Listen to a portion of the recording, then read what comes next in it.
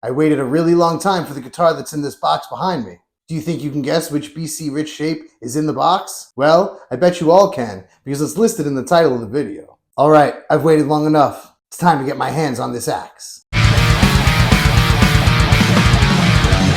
This is a heavily padded styrofoam to keep the guitar safe in shipping. We're off to a good start. It's double boxed, which I absolutely love.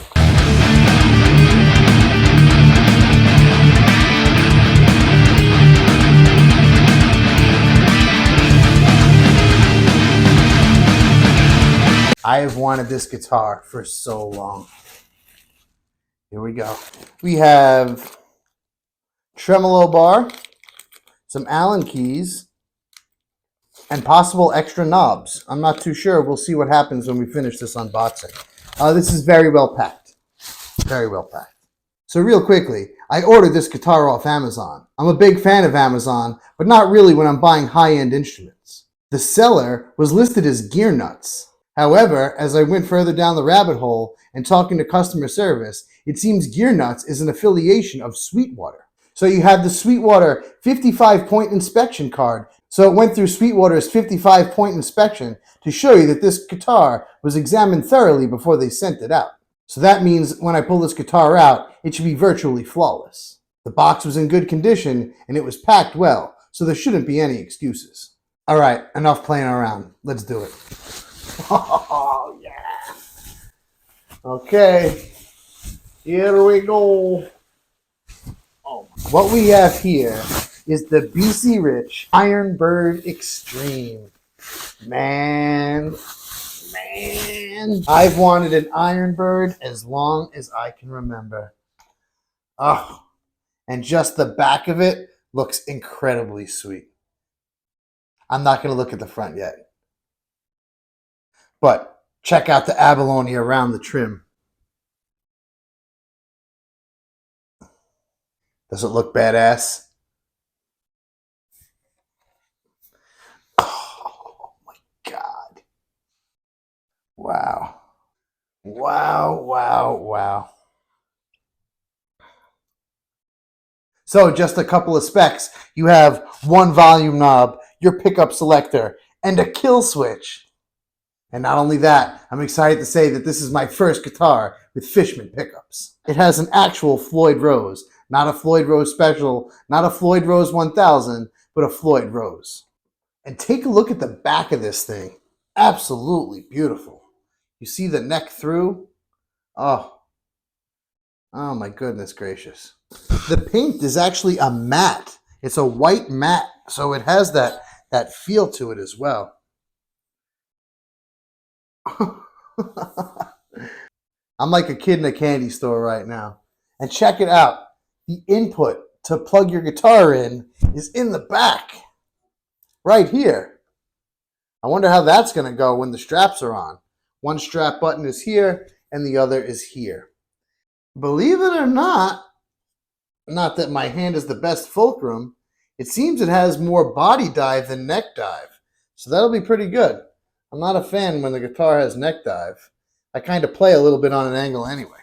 I'm so excited to tune this guitar up and hear what it sounds like. Okay, we're all tuned up and ready for some tones. So coming up, you're going to get a full mix demo so you can really hear how this guitar sounds. But first, I wanted to give you some live tones coming directly out of my amplifier. So keep in mind, you're going to hear a little bit of the room sound for this first part of the tone test. In this first little amp test, you're going to hear some chugs, some metalcore riffs. You're going to hear me attempt to play some leads. And then you're also going to get a little bit of a clean tone at the end. Following that is going to be the full mix demo. So just a reminder, you can use those timestamps to skip around.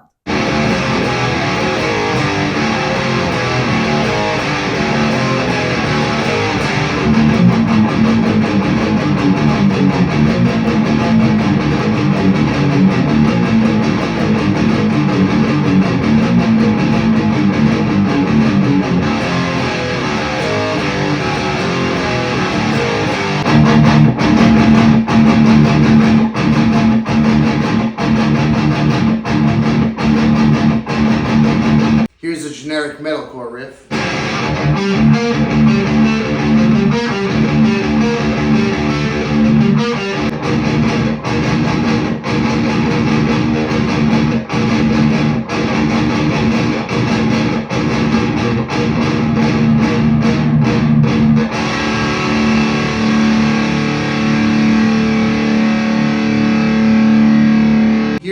pretending to do a lead.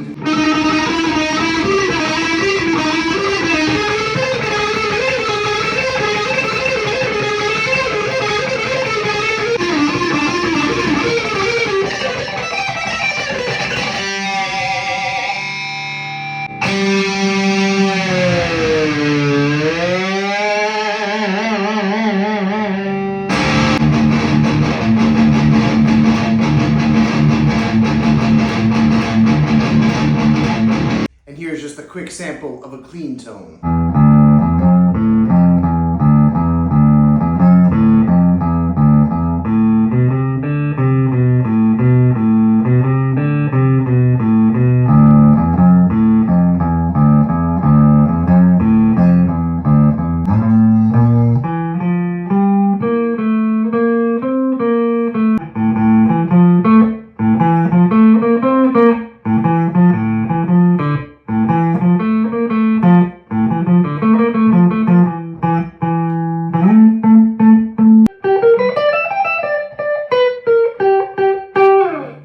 So my one complaint about the kill switch, it seems like it's a little scratchy of a connection.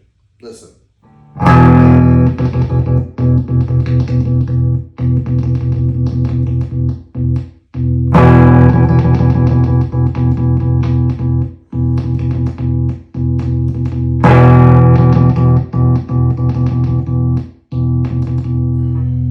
Just as a quick example, here's a budget guitar for under $200, also with a kill switch.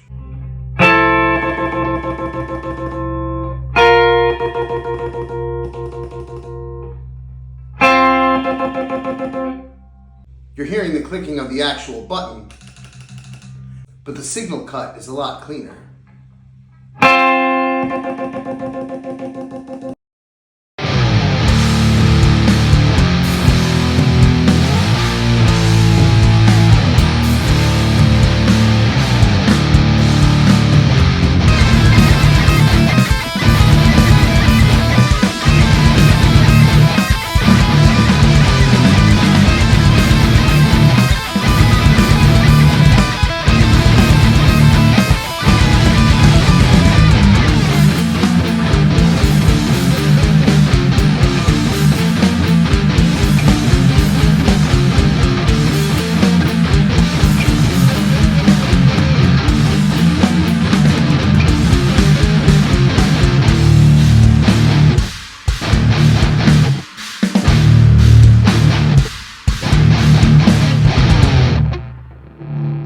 First, let's start with the complaints. Believe it or not, despite what I was thinking in the beginning of the video, this guitar does have neck dive. I think that's partly due to the first guitar strap location, right here on the back.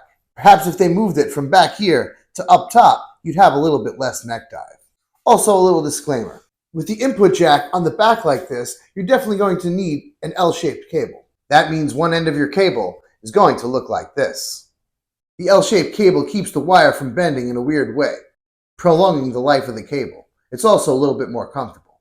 And my last complaint is the kill switch. I'm pretty sure a guitar luthier will be able to fix it, but when you're spending this kind of money, you expect a guitar to be near perfect. And now for the positives. Looks-wise, this guitar smashes it out of the park. The shape of the Ironbird is one of the most metal shapes a guitar can come in. The abalone around the body and around the neck is a real classy touch. It even has it on the 12th fret marker.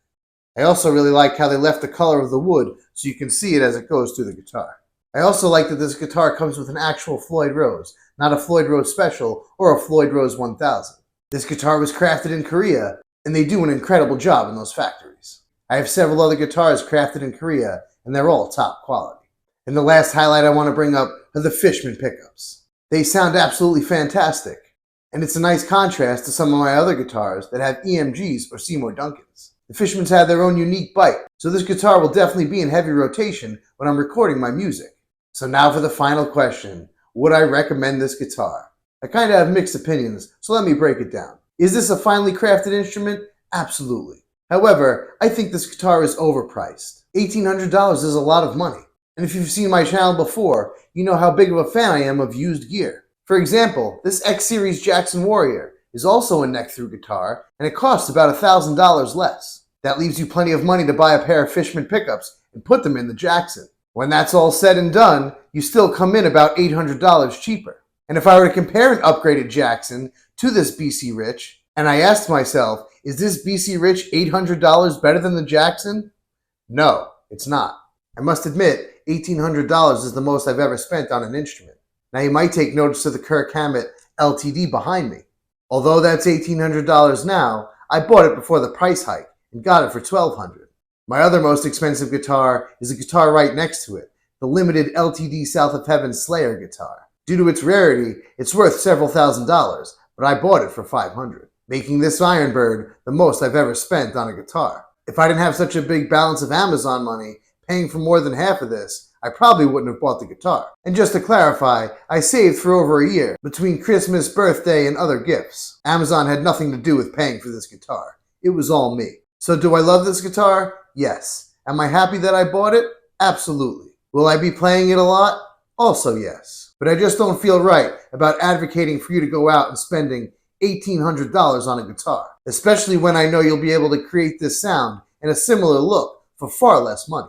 So I'll end by saying this. If you've always wanted an Ironbird, and you'll be able to afford it without sacrificing things like food or paying for other bills, and you really, really want it, go for it. I think you'll love it. But if you're a new or intermediate guitar player looking for something metal, your money can be better spent in the used market.